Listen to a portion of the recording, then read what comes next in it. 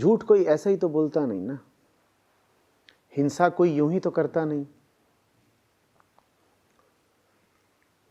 जितने भी कृत्य होते हैं जिनको तुम पाप कहते हो, वो कोई आनंदित होके तो करता नहीं। तो दंड पहले मिलता है, पाप बाद में होता है।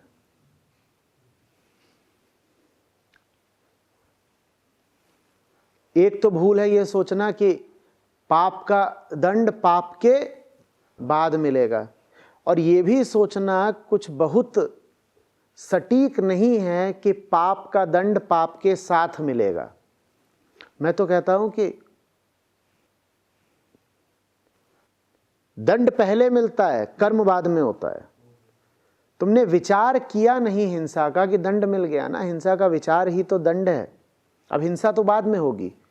जो स्थूल हिंसा है, मान लो तुमने ख्याल किया कि आज किसी जानवर का गला काटेंगे, वो स्थूल हिंसा तो बाद में होगी। ये जो तुमने विचार किया, ये अपने आप में बहुत बड़ा दंड है। अब गड़बड़ कहां होती है? अगर मामला इतना त्वरित है, तुरंत फुरत न्याय हो जाता है, तो फिर गड़बड़ कहां होती है? गड़बड़ ऐसे होती है कि तुम इतने भोंदू हो कि तुम्हें पता भी नहीं चलता कि तुम्हें किस बात का दंड मिला है। समझना, तुमने ख्याल किया कि आज बकरा काटेंगे, और ठीक उसी वक्त तुम्हें दंड मिल गया। दंड क्या मिला? मन खराब हो गया, 50 तरह की हिंसा भीतर आ गई, तमसाएं वासनाएं उठ गईं, किसी से लड़ भिड़ लिए, भीतर उपद्रव उठ गए, शंकाएं चिंताएं आ गईं, या किसी का शोषण करने का ख्याल आ गया। जो बकरे का गला काटने की सोच सकता है, वो अपना गला भी तो कटने के प्रति बड़ा शंकित रहेगा ना, और किसी और का गला काटने की भी सोचेगा ही। हिंसा तो एक ही है। तो ये सब उसके साथ हो गया, लेकिन उसमें इतनी भी बुद्धि नहीं है कि वो ये तुक बैठा पाए कि मेरे ऊपर ये जो आपदाएं आ रही हैं वो इसीलिए आ रही हैं क्योंकि मैंने बकरा काटने का विचार किया। चूंकि वो ये संबंध स्थापित नहीं कर पाता, इसीलिए बकरा काटने से अपने आप को रोक भी नहीं पाता। वो बकरा काटने का न सिर्फ विचार करेगा, बकरा काट भी देगा। बात तुम समझ रहे हो ना? अगर उसको किसी तरीके से ये स्पष्ट हो जाए कि उसकी जिंदगी के दुख हैं ही इसीलिए क्योंकि वो तमाम तरीके के हिंसक विचार करता है और कृत्य करता है, तो वो अपने कृत्यों को तत्काल रोक देगा। पर वो ये एट्रीब्यूशन नहीं कर पाता ठीक से, और वो एट्रीब्यूशन ठीक से हो पाए इसकी संभावना भी बहुत कम है। अब समझना, तुम सोच रहे हो कि कल अपने पड़ोसी को गाली दोगे सुबह उठते ही, तुम्हारे दरवाजे के सामने पार्किंग कर देता है रोज, तो तुमने तय कर रखा है कि सुबह उठते ही इसको आज गरियाना है। और उसी वक्त तुम पाते हो कि रसोई में थे और अपने ही पांव पे तुमने चाकू गिरा लिया है। तुमको क्या लगेगा कि चाकू तुम्हारे पांव पर गिरा है बस संयोगवश, या ये कह दोगे अधिक से अधिक कि असावधानीवश? यही कहोगे ना? तुमको ये बताने कोई आएगा ही नहीं कि ये चाकू तुम्हारे पांव पर गिरा ही इसीलिए क्योंकि अभी अभी तुमने एक घटिया ख्याल किया है। उस घटिया ख्याल ने तुम्हारे भीतर तमाम तरह की उथल पुथल मचा दी। उसी उथल पुथल में तुम्हारे पांव पर चाकू गिर गया।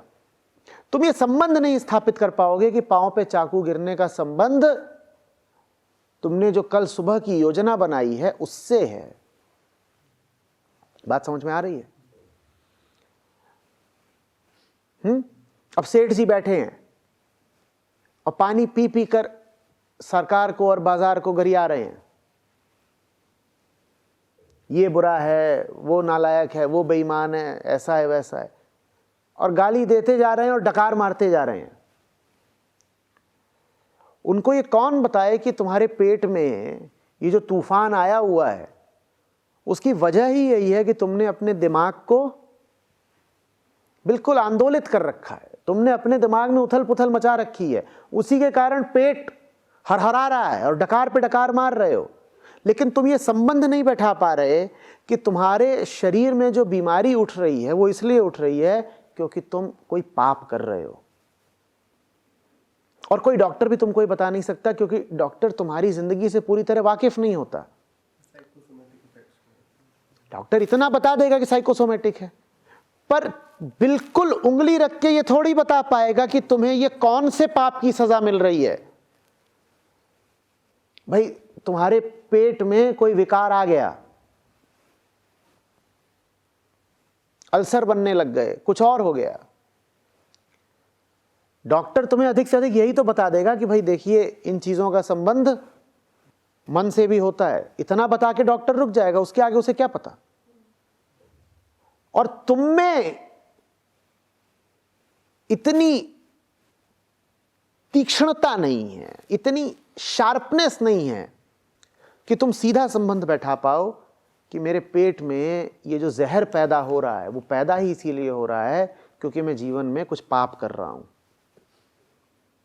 अगर मैं वो पाप रोक दूं तो भीतर ये सब जो चल रहा है ये भी बहुत हद तक रुक जाएगा।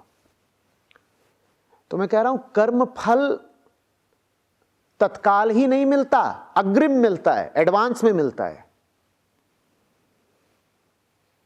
ये तो कोई ख्याल करे ही नहीं कि कर्म फल से बच सकता है। बुरा कर्म बाद में होता है, बुरे कर्म की सजा पहले मिल जाती है। उसकी एक और वजह है, कई बार तुम्हारे पापी इरादे कार्यान्वित होते ही नहीं। तो विचार तो होता है कि कल पड़ोसी का सर फोड़ूंगा, पर तुम्हारा पत्थर निशाने पे लगता ही नहीं लगता ना। तो अगर देखा जाए टेक्निकली तो बुरा कर्म तो हुआ ही नहीं, तो कर्मफल भी नहीं मिलना चाहिए। कई बार तुम इरादा करते हो कि सुबह किसी को गाली दूंगा, पर सुबह तुम्हारी हिम्मत बोल जाती है, तुम उसके सामने पहुंचते हो कि आज तू मैं हो ही जाए, पर जहां देखते हो तुम उसके चौड़े कंधे, तो कहते हो नमस्कार जी, कैसे हैं आप। तो टेक्निकली तो बुरा कर्म हुआ ही नहीं, विचार बस किया तुमने, इरादा बनाया, कर्म तो तुम कर ही नहीं पाए। जब कर्म ही बुरा नहीं किया तो कर्मफल क्यों मिले। और मैं कह रहा हूं कर्मफल कर्म पर आश्रित होता ही नहीं। कर्मफल की सजा, कर्मफल तुमको कर्म से पहले ही मिल जाता है। तो अब कर्मफल तुमको मिल चुका है, कर्म तुम करो चाहे ना करो। तुमने विचार तो करा ना, तुमने भीतर ये इरादा तो उठने दिया ना कि कल किसी का सर फोड़ूंगा, इतने में तुमको सजा मिल गई। अब चाहे तुम सर फोड़ो चाहे ना फोड़ो। अच्छा, दुनिया का कानून तुम्हें सिर्फ तब सजा देगा जब तुम सर फोड़ दो। तब अगर जिसका सर फूटा है वो गवाह वगैरह ले आए तो तुम्हें जेल हो जाएगी। लेकिन अस्तित्व का कानून इस बात की परवाह करता ही नहीं कि तुम अपने इरादों को कार्यान्वित कर पाए या नहीं। तुमने इरादा बना लिया, सजा मिल गई। आपने कहा था कि परमात्मा ना तो सुख देता ना दुख देता, तो ये जो कर्म फल है ये प्रकृति द्वारा आ रहा है या कहां से? तुम्हारे ही द्वारा तुमको दिया जा रहा है, परमात्मा तो नहीं दे रहा है। परमात्मा नहीं दे रहा है, तुम ही खुद को दे रहे हो। मुक्ति की इच्छा किसकी है? तुम्हारी। और तुम ऐसे काम करो जो तुम्हें मुक्ति की जगह बंधन दें, तो तुम्हें सजा किसने दी? तुम्ही ने तो दी। मुक्ति की इच्छा तुम्हारी ही है और तुमने ही वो हरकत कर दी जो तुम्हें मुक्ति की जगह बंधन दे रही है। तो फिर तुम्हें सजा किसने दी? तुमने खुद दी। परमात्मा तो ऊपर बैठ के बस देख रहा है, बढ़िया दिए चलो। मन मैला होता देखो तुरंत समझ जाओ कि ये सजा भी है और अपराध भी। मन का मैला होना सजा भी है और अपराध भी। सजा ऐसे है कि मन यूं ही नहीं मैला हो जाता, जरूर मैंने पहले कोई कुकृत्य किया है, और अपराध ऐसे है कि अब मन मैला हुआ तो आगे और सजा मिलेगी, तुम दोनों तरफ से मारे गए। जैसे कि सजा मिलना ही अपराध हो, और ये कोई नई बात नहीं है। छोटे बच्चे होते हैं, वो घर आते हैं और हाथ दिखाते हैं मां को कि आज टीचर ने स्केल से मारा। मां पूछती है काहे को मारा? बोले हम नालायकी कर रहे थे। तो मां एक और चमाट देती है। तुम्हें सजा मिली, यही तुम्हारा अपराध है। समझना बात को, तुम्हें सजा मिली यही अपराध है तुम्हारा। तो तुम्हें सजा मिली तो अब और मिलेगी। सजा खा के काहे को आए?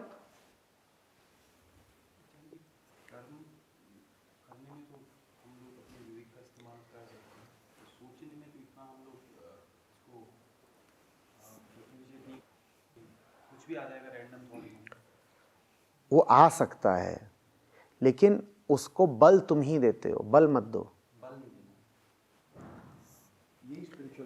हाँ हाँ, नेगेटिव थॉट्स भी आता है, पॉजिटिव थॉट्स भी आता है कि सजा मिलती है जब तुम उसके साथ चल देते हो। तुम्हारे घर के आगे से शराबी निकल गया, तुम्हें कोई सज़ा नहीं मिलेगी।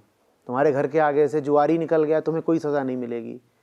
पर तुम इनके साथ चल दिए तो पुलिस जब जुआरी को डंडा लगाएगी तो तुम्हें भी लगाएगी, काहे कि उसके साथ तुम भी चल रहे हो। विचार के साथ चल नहीं देना है। वो तुम्हारे घर के आगे से निकल रहा है, उसको निकल जाने दो ना। वही बात है, वृत्ति का आवेग आएगा, आवेग को निकल जाने दो सामने से। तुम्हारे घर के सामने से ट्रक निकल रहा है, तुम्हें कोई सजा नहीं मिलेगी। तुम जाके ट्रक के आगे कूद गए, तुम्हें सजा मिल जाएगी। उसको निकल जाने दो ना, वो उसका बड़ा आवेग है, वो ट्रक है। कुछ मत करो। क्रोध उठाए बिल्कुल जबरदस्त, तुम बस एक ही काम कर सकते हो, अब कुछ मत करो, बैठ जाओ, उसको निकल जाने दो। रेलवे फाटक पे क्या करते हो? बहुत कुछ करते हो क्या? बहुत कुछ करोगे तो गड़बड़ हो जाएगी। कुछ मत करना। ये जो चीज जा रही है, इस माता का आवेग बहुत जबरदस्त है, इससे छेड़खानी मत करना। इसको बस चुपचाप निकल जाने दो। तुम चुप बैठो, वो निकल जाएगा, तुम अपने रास्ते जाओ।